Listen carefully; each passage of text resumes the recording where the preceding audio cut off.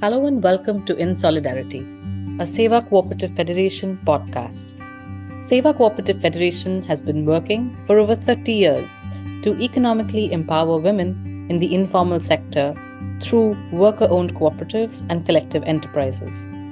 To put it quite simply, we work as a women's enterprise support system to promote and strengthen grassroots women's enterprises.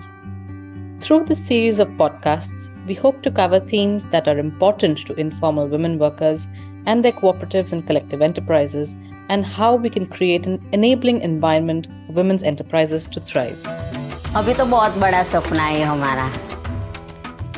मुझे कामनी बहुत जरूरत है, मैंने ले जाओ। अब हम लोग के पास कैपिटल आ गया, अब हम लोग खुल के करेंगे business.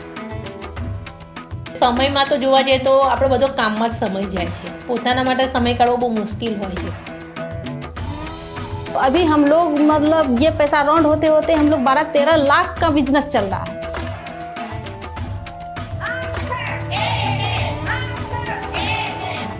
You have tuned into In Solidarity, a Seva Cooperative Federation podcast. Meet Vimlaben. મારું નામ વિમળાબેન મુકેશભાઈ સોલંકી છે। હું 3 વર્ષથી સેવામાં કામ કરું છું। હું આરોગ્ય સેવા, આયુર્વેદ સેવા અને વીમો સાથે જોડાયેલી છું। મારા 2 બાળકો સંભાળું છું, મારા ઘરનું કામ કરું છું, નોકરી પણ કરું છું અને સિલાઈ કામદાર બેન પણ છું। Vimlaben has been working with Seva for the past 3 years. She is a member of our health cooperative Lok Swasthya Mandali, where she sells Ayurvedic products. Vimlaben also works with our insurance cooperative, Vimo Seva, selling life insurance in her community to low-income households. Alongside, she does health awareness training and is also an artisan doing stitching and tailoring work. Her work also includes taking care of her household, including her children. Vimlaben works, and she works a lot, yet she seems to be in the minority share of women. Recent data from the Periodic Labour Force Survey reveals a concerning trend. Despite some improvements in recent years, India's female labour force participation rates continue to remain alarmingly low. In the period from July 2021 to June 2022, only 29.4% of women aged 15 to 59 years were part of the workforce. This was a slight decline from the preceding year. In contrast, men's participation rates have seen an increase from 80.1% to 80.7%. Why aren't women participating in paid work? Or are we not counting them adequately? To guide us through this exploration, we are honored to have with us today Dr. Ashwini Deshpande, a distinguished professor of economics and the founding director of the Center for Economic Data and Analysis at Ashoka University. Dr. Deshpande's expertise extends from the international debt crisis of the 1980s to the intricate economics of discrimination and affirmative action, with a specific focus on caste and gender in India. She has co-authored a book titled Dropping Out, Being Pushed Out or Can't Get In, Decoding the Declining Labour Force Participation of Indian Women. In our conversation today, we aim to unravel the reasons behind the persistently low female labour force participation rates, understand their root causes, and explore a paradigm shift in how we can perceive women's work. Good morning, Dr. Deshpande. We're absolutely excited to have you with us here today for our episode at In Solidarity. Thank you so much, Caroline. It's a pleasure to be here. Thank you for inviting me. Thank you for making this time to talk to us about this important issue of women's labour force participation, which for us at Seva Cooperative Federation remains an area of concern. My first question to you, Dr. Deshpande, is around the factors that are contributing to this decline in women's participation rate. You talk about this in your study a bit, which we just mentioned, dropping out, being pushed out, or can't get in, decoding declining labour force participation of Indian women. What, according to you, are the reasons behind this? As you rightly said, many people believe, including a lot of academics, that the problem that women's labor force participation rate has been falling is because of constraints that are imposed by their families or by communities or street safety issues, etc. and that as a result of which they are not able to go out and work. Now, one of the problems with this argument is that it gives the same remedy for basically what are two different problems. One is a low level of labor force participation rates, and the other is a decline during a certain period. Now, if this set of arguments is used to explain the decline only, then the people who are making the argument have to demonstrate that during the period when labor force participation rates were falling, all of these factors worsened.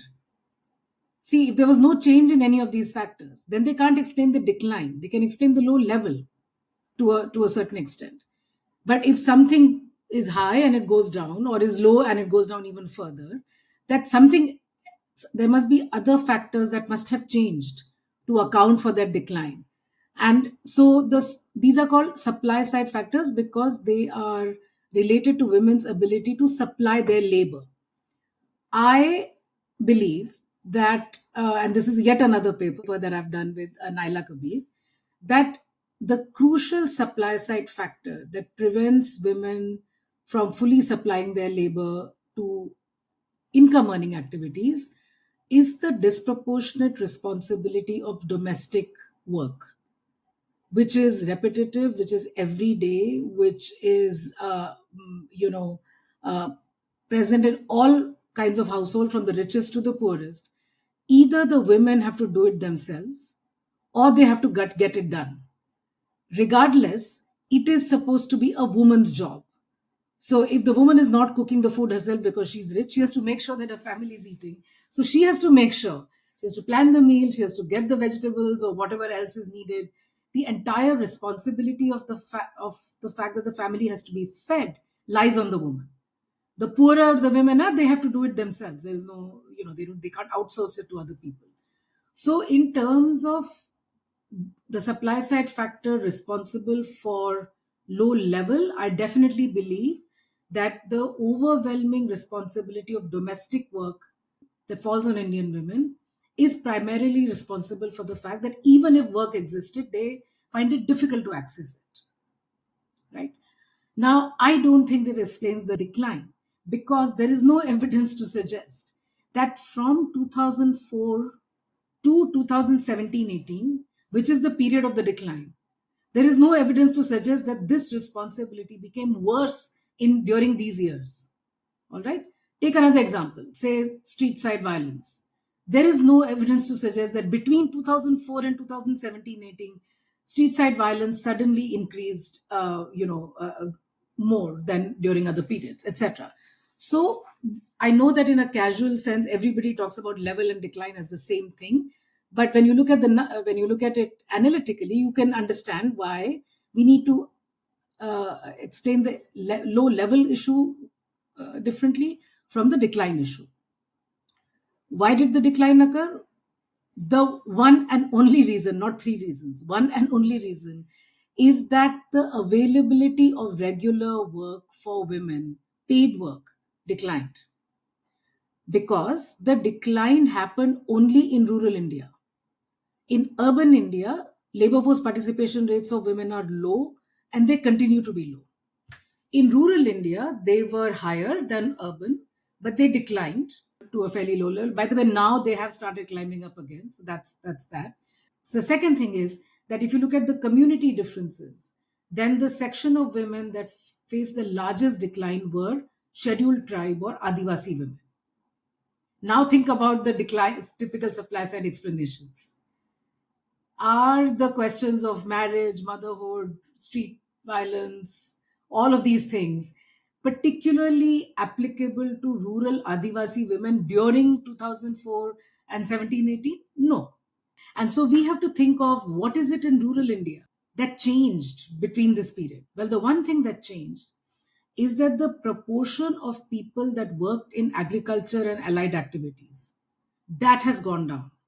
That happens with structural change in all economies. Economies move from being agriculture to, industrial manufacturing, etc., and to services. Agriculture was and continues to be the biggest employer of women. But as the total share of people working in agriculture has gone down, the avenues that have opened up are in the service sector. Manufacturing is more or less remained the same. Avenues that have opened up are in the service sector. But in rural India, you don't find a lot of service type jobs, particularly that women can access. The second related change, which is also to do with demand for female labor, is that the mechanization that has happened in has disproportionately displaced female tasks in agriculture as opposed to male tasks, right? And so there is evidence to suggest that mechanization has displaced female labor more than it has displaced male labor. And this is what I discussed in that second paper, which is not the paper that you mentioned. And that's what we try to show basically, that as the share of agriculture has declined in total employment, it has most adversely affected female labor force participation rate. So, what is the solution? Not go back to agriculture. No country has developed like that, right? But we are saying that in rural India, where most of India lives actually, and a very large proportion of women who don't have productive work also live, we need to think of avenues of gainful paid work, whether it is through self employment or it is through wage employment, but gainful paid work that's remunerated, that women can do. Why must it be in rural India? Because of what I told you earlier, which is the norm of domestic chores, right? Now, because of which they can't travel long distances. But at the same time, we must have a conversation about changing this norm, which in India and Pakistan is, is very detrimental to women, because men in these countries hardly do any domestic work. The hours spent on domestic work by men in South Asia is amongst the lowest in the world. So I think that's my sort of short but broad answer to your question.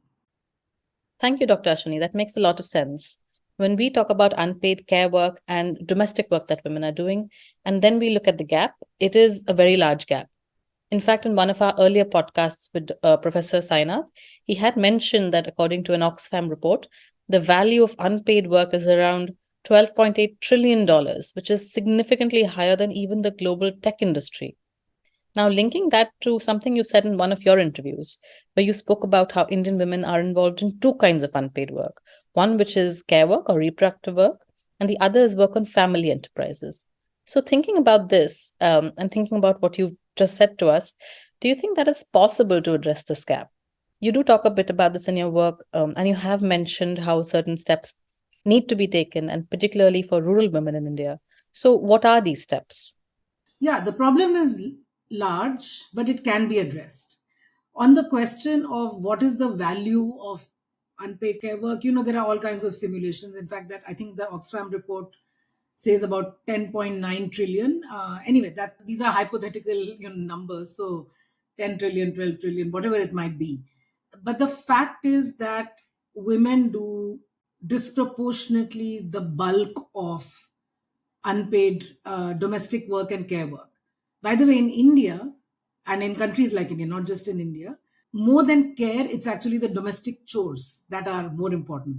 I know in the West, people talk about care work, etc., because a lot of their domestic work, A, is mechanized, B, is also not as repetitive as it is in the case of India. So yeah, some things are repetitive. Every day children have to be sent to school. Every day people have to eat something. But daily cooking, hot meals, often 3 times a day, dishes to be washed by hand several times a day, clothes to be washed every day, because most people in India don't have so many clothes that you can put your laundry for 7 days and not have to worry about it and so on.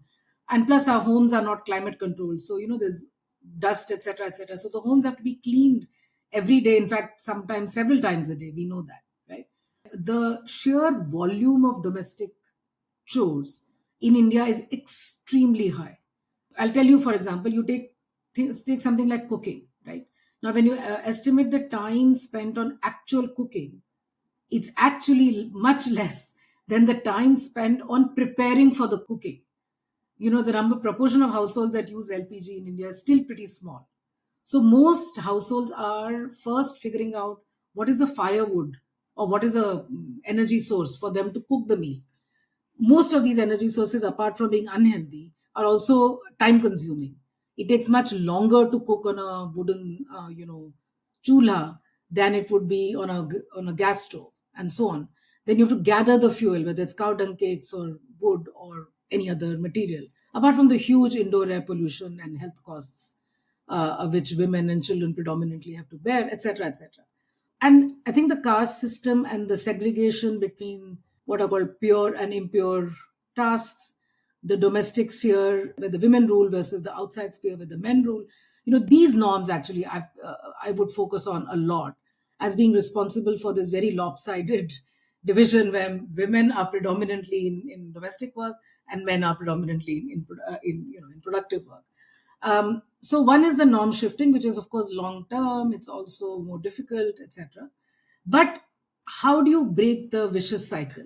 Women stay at home, men go out, and what needs to be done to break this? When will it that men will start saying, "Oh, wait a minute, we can also do part of this domestic work because it belongs to the family." Well, if you look at countries like China or Vietnam or East Asian countries. China went from foot binding of women to 80% labor force participation rates. So this belief that there are some norms that are eternal and will never change, I don't buy that at all. So many countries displayed how norms can shift. Europe, when was the trigger for women to enter labor force in a big way? The world wars. Before that, women used to stay at home and take care of children and do all the domestic chores, just like we see in India today. So, whether it is China or Vietnam or East Asia, or it is the historical experience of Europe, what you find is that when either there are external shocks that force women out, like the Spanish flu epidemic, First World War, male mortality, etc., or like what happened in China, where just jobs, work opportunities got created. Once women started moving out, then norms inside the household started to change, and they still haven't changed fully in any country of the world. I mean, take the most gender egalitarian set of countries, which are the Scandinavian countries. The norms of what women are supposed to do and men are supposed to do as far as inside the home is concerned, they are much more egalitarian than what we see in India, of course. But they are not 100% egalitarian. So these norms are sticky. But I think that how you can break the vicious cycle is by making jobs available to begin with. On to the next question, Dr. Deshpande. You mentioned something called the sticky flow as far as employment is concerned. Now, we've heard about the glass ceiling, but if you can explain to our listeners, what is the sticky flow? What does it mean? Yeah, thank you. So you must have heard of this term called glass ceiling, right? What that refers to is that when you look at men and women working in an enterprise, say a company or a factory or whatever, you see that as you go up the occupational ladder, when you move to supervisors, managers, board of directors, etc., etc., as you go up, you see the proportion of women becoming smaller and smaller until you might reach a situation where there are no women in the top management or CEO, COO level of jobs.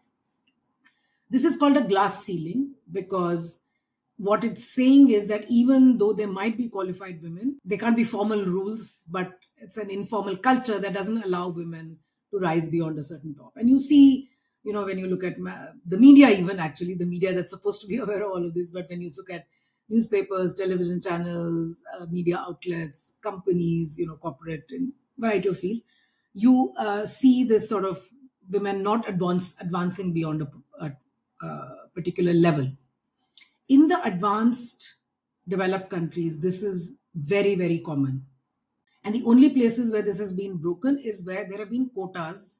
So there are corporate quotas in the boardrooms in Europe, which is why you now see 50-50 or 30-70, proportion of women and men. In India, actually, when you look at just the category of workers that are classified as regular salaried workers, because those are the ones for which you have some detail on their occupation, etc., etc. In countries like India, China, and I think even Sri Lanka, even some southern European countries, you don't see as much a glass ceiling as a sticky floor. What that means is that when you look at wage gaps, income gaps between men and women, and you look at them at men and women doing lower levels of work, let's say unskilled factory work, and men and women doing management, etc. work. So in India, the numbers might be more in favor to men, but women who are at the top level do not earn a lower salary than men at the top level on average. It's not one man versus one woman. That's not how the comparison is done. But within an occupation, you look at all men within that occupation, and you look at all women within that occupation. Okay. And then you look at average earnings of men and average earnings of women. At the higher ends of the occupational spectrum, male and female earnings are not significantly different. Whereas in the West, you find that average female earnings at the top level are also lower than the average male earnings at the top level, right? But in India and China and these countries that I mentioned, if you look at the bottom level of workers, unskilled workers or helpers and things like that, there actually you find a difference in the earnings of men and women, where wage gaps are actually higher amongst the lowest earning workers. That's why it's called a sticky floor. And it's intuitively, sometimes it doesn't make sense because we are so used to hearing about the glass ceiling. But the thing is that in countries like India, yes, female labor force participation rates are low. Female presence at the top levels might be lower than men. But the women who do make it to the top, the way to think about it is that they are exceptionally qualified. That's one. And the second is that for the top level of occupations, for example, job that I'm doing, the legal structure is such that women cannot be paid less than men for a similar level of qualification. I mean, if you did that in the university system in India, there would be an uproar, right? And so in many, take other professions as well. So numbers of women is one, but the other is the wage gaps. And wage gaps are not higher in India at the top level than they are at the lower level. That's why we say there's a sticky floor in India, not a glass ceiling. This is really interesting. Till now, we constantly talk about how women are looking for jobs and the employee-employee relationship. However, because we at Seva Cooperative Federation work with a lot of these intermediary entities like cooperatives, and we were going through one of your interviews where you mentioned that access to money or capital resources for small businesses is insufficient. What, according to you, is this reason? Why isn't the government, why isn't the public sector or the private sector able to match women's enterprises with adequate resources, with appropriate resources? And how can this be corrected? See, because women don't have already independent sources of income, most of the time property is not listed in their names. Family businesses don't mention their names. So in terms of the standard credit worthiness, women fall short of that. They have no criteria. If they went into a bank to ask for a loan, who's going to give them a loan? Because, is there a mortgage? Can they mortgage something? No. Can they display any repayment capability? No, because they have not had any income earning activity before that, even though they might be involved in the family business. So I think the model of rural collectives that, for example, does National Rural Livelihoods Mission has that kind of a model, or some NGOs like Pradhan, etc. So they have these self-help groups where one individual woman will find it almost impossible to get a loan, but a collective of women can actually, through some scheme, qualify for a loan for livelihood activities. Now, that's the principle of it. In terms of the actual operation of it, how many women's groups have graduated from small level consumption smoothing kind of loans to big level entrepreneurial loans? That's a very big, sort of hurdle to cross.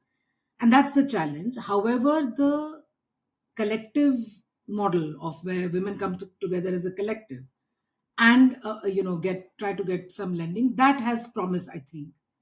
However, there are many other issues related to the functioning of NRLM, etc., which maybe is too deep a topic right now to go into it. But the main question that I will just say is that first, there's credit, for self-employment. Secondly, if they're producing any product for sale, the next very big thing is one, technology, access to material. And a very, very big constraint that women face is marketing, right? So even if it's an artisan who's made something, She might be extremely talented, and Gujarat is full of extremely talented women, very creative artists. But how they market their product? If they go through middlemen, they're likely to be fleeced. They'll never get their values worth. So how do you establish, fair, transparent marketing systems, technological know-hows? If there's some drudgery in the work that can be eliminated through, some technology, while retaining their creativity, etc., etc. So there's a whole range of issues in addition to credit that I think needs to be taken seriously. And I know that Seva has been doing a fantastic job of thinking about these issues, but these are very tricky issues to address. However, the NRLM model shows that it's not impossible at all. But NRLM is obviously only for rural India, whereas Seva, I know, works with informal workers in urban India as well. But I think the collective model where groups or individuals that are not creditworthy, that have no credit history, for them to apply as a collective, obtain lending, I think it's a good way to think about it. As you do mention, Seva identifies as a women's enterprise support system. And at best, we try to provide interventions that the exact connect with local, international, national markets. And they don't know, particularly in the digital economy, how to use these new mediums for marketing. So thank you for putting that so well, Dr. Deshpande. Now, moving from here to a more macro level lens, let's talk about the budget. We are going to see the 2024 budget come out soon. We've just had the interim budget. Do you think this adequately addresses the economic inclusion of women, and particularly informal women workers? What are your views on this? Budget is a little bit of a different story. I mean, budgets come and go every year, and of course they're very important. I'm not saying that. But a lot of these problems are actually pretty deep-rooted and structural. And as we were talking earlier, there's some degree of state level variation as well, interstate variation as well. So I think that while it's important that the budget allocate, expenditures commensurate with the scale of the problem, but I think that if we just think of it as a budget making exercise where some departments will get XYZ money, etc., etc., I think we will be missing the point in some sense. So while that pressure, I'm not a budget expert, but that pressure has to go on, all the, safety nets, welfare schemes, supportive schemes, all of those schemes must, get allocation, etc., etc. However, we have to think about how do we ensure livelihood opportunities for women, both in urban and rural India, particularly for women who are in the informal sector, which is most of the women and most of the men, by the way. 90% of our workforce works in the informal sector. So that is also the reality of India, So when we focus on big companies and technological innovations, as we must, because that's one end of the spectrum. But at the other end of the spectrum, you find these tiny micro enterprises employing 2-3 people, one person, 2 people, and there, I think that the ability of the individual employer to make all these provisions is non-existent. I mean, think of some, roadside person who hires 2 people, let's say. How is he going to ensure, or she's going to ensure, safety nets and paid leave and maternity benefit? It's impossible, right? So given that that's the reality of employment in India, the state needs to step in to provide these services at scale, in an affordable way that everybody can use, whether it's Anganwadi centers or primary healthcare centers or maybe some district centers which cater to different villages, etc., etc. Right? But I think that the larger question is the correct analysis of the problem. As long as we are going to keep on focusing on conservative norms inside the household, etc., etc., and there's no doubt that norms are conservative in many households, right? It's not a wrong thing to focus on, but it's not going to solve the problem. So I think that both in terms of the government as well as in terms of our own thinking around the problem, we need to move out of this norms mindset, and move towards an action-oriented mindset, which will say, okay, create the jobs, let the women go out, and that will slowly but start changing. I'll give you an example. We are doing some piloting for some study interventions in, the study may be done in another state of the country, but our interventions are our pilots are in UP. We did a pilot in one village in Moradabad district. Any next village is at least 30 minutes away from this particular village. There is no bus that takes women. So the only way the women could come onto for our pilot would be for some family member to bring them. For which means they have to wait for some family member to be free who has a transport, mode of transport who can. And these were women with, they came with their 3-month-old children, 6-month-old children. I mean, middle class women like you and me would never even expose our children ever. We'll never go out, with a 3-month-old child. But such was the desperation that they came and they said, "Kuch to kaam dila dijiye, ghar mein baith ke kar lenge." It was heartbreaking. But the point is that women want to work. But once we get into the norms mindset, we will never see it. We'll focus on the husband who doesn't let the woman work and not focus on the woman who wants to work. Thank you, Dr. Deshpande. What you've just talked to us about, shifting or really broadening the lens from how men are not sharing the load of unpaid care work, which essentially focus on the men's perspective, to then looking at where and how women want to engage in the paid workforce and how to make this happen. Of course, both lenses are crucial, but it's important that we focus on the women. And as a federation of women worker-owned cooperatives, this is our fundamental approach. Thank you, Dr. Deshpande, for making the time for us today. This conversation has been extremely interesting and extremely engaging in so many ways. Like I said, your work resonates with us, and we look forward to reading more about women, and particularly informal women workers. Do keep sharing with us. Thank you. Thank you very much for having me on your show. I really enjoyed talking to you, and I'm a huge fan of Seva. Renana is a good friend, and Ilaben, of course. All the work that you do is so inspiring and so legendary. So keep up the good work, and let's keep in touch. If you enjoyed listening to this conversation, do share it with your friends and family.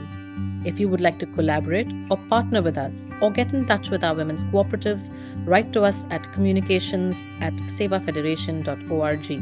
That is communications@sevafederation.org. We will be back with another guest in the next episode. Until then, stay tuned to In Solidarity.